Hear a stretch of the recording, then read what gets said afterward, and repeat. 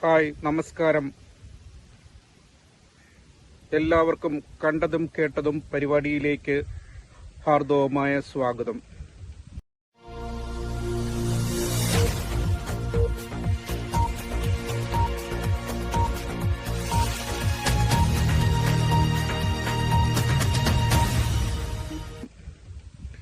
ഞാൻ ഇപ്പോൾ ഒരു വലിയ വിഷമം പിടിച്ച ഒരു വീഡിയോയാണ് നിങ്ങളുമായിട്ട് പങ്കുവയ്ക്കുന്നത്.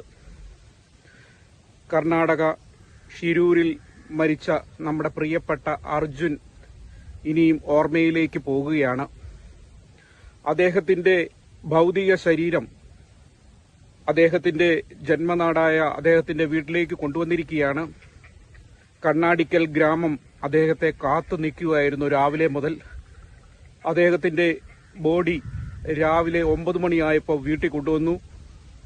വലിയ ഒരു ജനസാഗരം, ആ നാട് മുഴുവൻ ഇളകി വന്നിരിക്കുന്ന ഒരു കാഴ്ചയാണ് ഇപ്പോൾ അവിടെ നമുക്ക് കാണുവാനായിട്ട് സാധിക്കുക.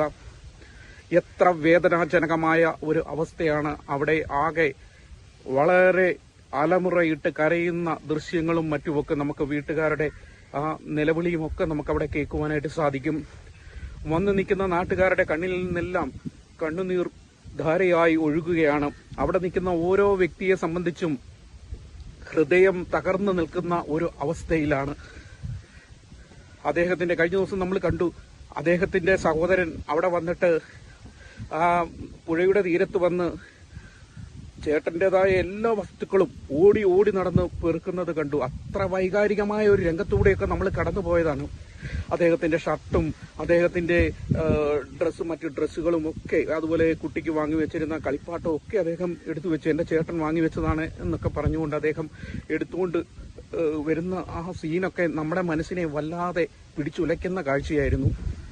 അതുപോലെ അദ്ദേഹത്തിന്റെ വണ്ടിയുടെ ഓണറായ മനാഫ് അവിടെ ഉണ്ട്.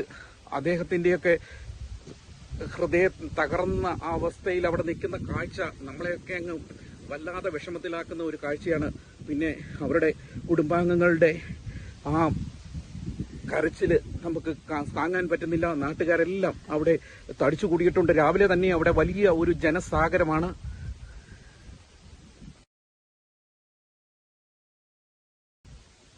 രാവിലെ 9 മണിയായപ്പോൾ ബോഡിയുമായി വന്നപ്പോൾ അവിടെ വന്ന ജനങ്ങളെല്ലാം അവിടെ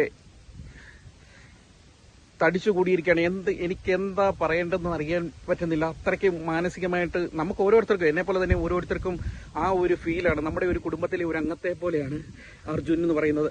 72 ദിവസങ്ങൾക്ക് ശേഷം കിട്ടിയ ആ ബോഡിയുമായി ഇന്ന് വീട്ടിൽ രാവിലെ 9 മണിക്ക് വന്നു.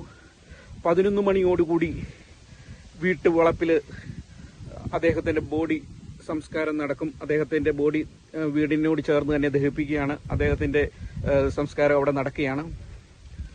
അതിന് സാക്ഷിയാകുവാൻ നിരവധി പ്രമുഖരായ വ്യക്തികൾ, നാട്ടിലെ ജനപ്രമാണികൾ ഉൾപ്പെടെ എല്ലാവരും വരുന്നുണ്ട്. അതുപോലെ ധാരാളം മാധ്യമ പ്രവർത്തകരുണ്ട്. അതുപോലെ നാട് മുഴുവൻ വന്നിട്ടുണ്ട്.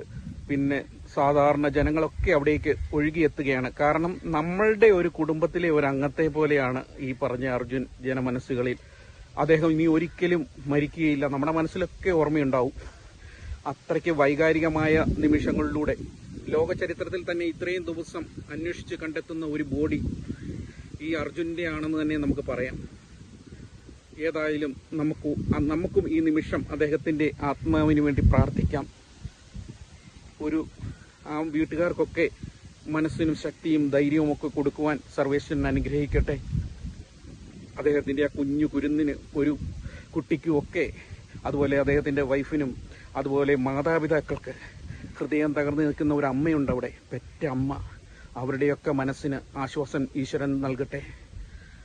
അർജുൻ ഇനി നമ്മുടെ മനസ്സിൽ ജീവിക്കുന്ന ഓർമ്മയായി ഉണ്ടാകും